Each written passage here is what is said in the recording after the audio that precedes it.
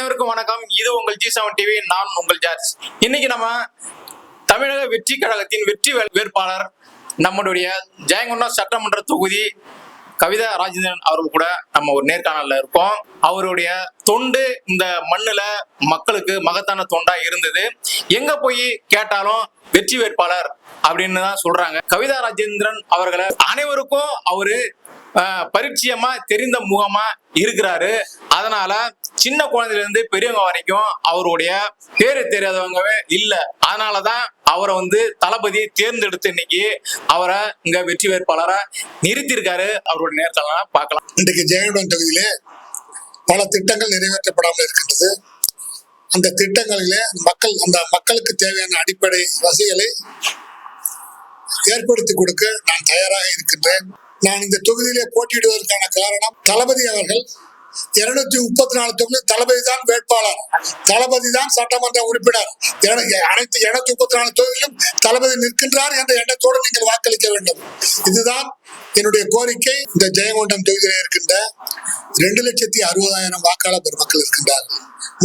தமிழ்நாட்டை கொஞ்சம் மிக பெரிய தொகுதி. இந்த தொகுதியில் இருக்கின்ற வாக்காளர் பெருமக்கள், அதாவது பெண்கள் அதிக வாக்காளர்கள் இருக்கின்றார்கள். இன்றைக்கு பெண்களுக்கு நல்வாழ்வு அளிக்கவும், நலத்திட்டங்கள் வழங்கவும், பெண்களுக்கான உரிமைகளை மீட்டெடுக்கவும், பெண்களுக்கு உரிய பாதுகாப்பை அளிக்கவும் நம்ம தளபதி விஜய் அவர்கள் இன்றைக்கு பல நல்ல திட்டங்களை அறிவித்திருக்கின்றார்கள். அந்த திட்டங்கள் செயல்படுத்த உங்களுடைய பொன்னான வாக்குகளையும் உங்களுடைய அன்பான வாக்குகளையும் தாய்மார்களும் பெரியோர்களும் விசை சின்னத்திலே வாக்களித்து என்னை பெருவாரிட வாக்கியத்தில் வெற்றி பெற செய்ய வேண்டும் என்று உங்களை வேண்டி விரும்பி, ஜெயங்கொண்டம் தொகுதி வாழ் மக்களை வேண்டி விரும்பி கேட்டுக்கொள்கிறேன். வணக்கம். இங்கே வருகை புரிந்திருக்கின்ற G7 டிவி சேனலுக்கு இன்றைக்கு என்னை பிரத்யேகமாக என்னை பேட்டியளிக்க வந்திருக்கின்றார்கள். இன்றைக்கு தமிழகத்தினுடைய வருங்கால முதல்வர், மக்களுடைய எதிர்காலம், நம்பிக்கை நட்சத்திரம் டாக்டர் புரட்சி தலைவர் எம்ஜிஆர் போல 1972 எப்படி புரட்சி தலைவர் எம்ஜிஆர் அவர்கள் அரியணை ஏறினார்களோ, அதே போன்று இன்றைக்கு 2026 புரட்சி தலைவருக்கு இணையாக நமது தானை தளபதி விஜய் அவர்கள் முதலமைச்சராக அரியணை ஏறுவார் என்று கூறிக்கொண்டு, இன்றைக்கு எனக்கு இந்த தொகுதியிலே நிற்பதற்கு வாய்ப்பளித்த தானை தளபதி விஜய் அவர்களுக்கும் கழகத்துடைய பொதுச் செயலாளர் குஷி ஆனந்த் அவர்களுக்கும் என் மனமார்ந்த நன்றியை கூறிக்கொண்டு, நான் இந்த தொகுதியிலே 40 ஆண்டு காலம் வசித்து வருகிறேன். இது ஆண்டிமடம் கிராமத்தை சேர்ந்தவன். நான் நகர கழக செயலாளராக, ஒன்றிய கழகத்துடைய செயலாளராக, மாவட்ட கழகத்துடைய செயலாளராக, தமிழ்நாடு மாநில தலைமை கூட்டுறவுடைய தலைவராக சிறப்பாக பணியாற்றியுள்ளேன். இந்த தொகுதியில் உள்ள அனைத்து மக்களுக்கும் நன்கு பரிச்சயமானவன் நான். ஏன் என்று கேட்டால், நான் எல்லாருக்குமே செல்லப்பிள்ளை. பெரியவர்களிலிருந்து சிறியவர்கள் வரை என்னை செல்லப்பிள்ளை என்று தான் அழைத்தார்கள். கவிதா என்ற 3 எழுத்தை கேட்டாலே இன்றைக்கு கவிதாவா நீ தேர்தலில் நிற்கின்றார். அந்த கவிதா என்ற 3 எழுத்திற்கும் விஜய் என்கின்ற 3 எழுத்திற்கும் தமிழக மக்கள் நல்ல ஒரு வாய்ப்பினை தருவார்கள். ஜெயங்கொண்டம் தொகுதிக்கு என்னை வேட்பாளராக, சட்டமன்ற உறுப்பினராகவும், தமிழகத்திற்கு நிரந்தர முதலமைச்சராக தானை தளபதி தமிழக வெற்றி கழகத்தினுடைய தலைவர் விஜய் அவர்களை தமிழகத்தினுடைய முதலமைச்சராக மக்கள் ஆற்றி நீ செஞ்சாட் கோட்டையை அமர வைப்பார்கள் என்ற நம்பிக்கை நிச்சயமாக உண்டு. நிச்சயமாக அமர வைப்பார்கள். தமிழக மக்களுக்கு நல்ல பல திட்டங்களை அறிவித்திருக்கின்றார்கள். அதுவும் தாய்மார்களுக்கு, குறிப்பாக இளம் பெண்களுக்கு, இதே போல பெரியோர்களுக்கும் விவசாயிகளுக்கும் நல்ல பல திட்டங்களை அறிவித்திருக்கின்றார்கள். அந்த திட்டங்கள் நிச்சயமாக செயல்படுத்தப்படும்.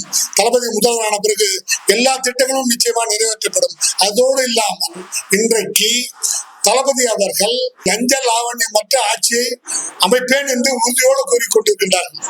இந்த திட்டங்கள் எல்லாம் எப்படி செயல்படுத்த முடியும் என்று நிருபர்கள் மற்றவர்கள் கேட்கின்ற பொழுது, அப்பொழுது அவர் அளிக்கின்ற பதில், நிச்சயமாக அந்த லஞ்சம் இல்லாத ஒரு ஆட்சியை அமைத்தால் இந்த திட்டங்கள் புற மக்களுக்கு எளிதாக சென்றடையும்.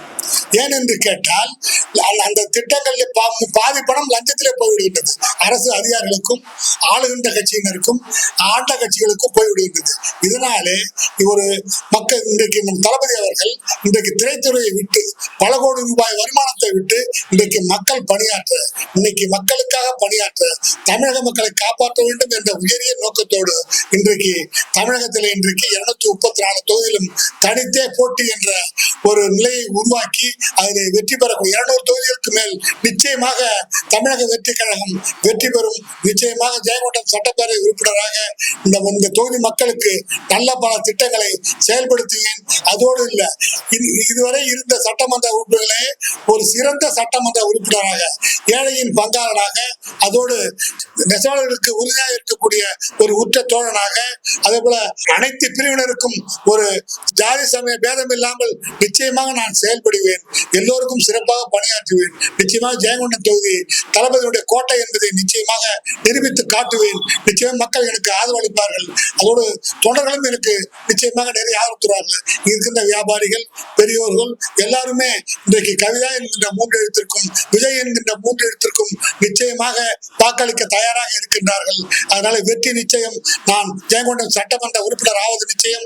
அதோடு தளபதி செயின்ட் ஜார்ஜ் கோட்டையிலே முதலமைச்சராக அரியணை ஏறக்கூடிய காலம் இன்னும் 2-1.5 மாதத்தில் நடைபெற இருக்கிறது என்பதை மகிழ்ச்சியோடு தெரிவித்துக் கொண்டு 234 தொகுதியில் விஜய் நிற்கின்றார் என்ற நோக்கத்தோடு செயல்பட்டு என்னை வெற்றி பெற சென்றது விசில் சின்னத்திலே வாக்களித்து நீங்கள் தமிழக செயின்ட் ஜார்ஜ் கோட்டையிலே தளபதி அவர்களை நீங்கள் வேண்டும். அதோடு தளபதி கோட்டையிலே கொடியேற்ற வேண்டும் என்று கூறிக்கொண்டு வாய்ப்பளித்த ஜெயங்கொண்டம் தொகுதி மக்களுக்கும் தமிழக வெற்றி கழகத்திற்கும் G7 டிவி சேனலுக்கும் எனது நன்றியினை கூறி நன்றியோடு முடிக்கிறேன். நன்றி, வணக்கம்.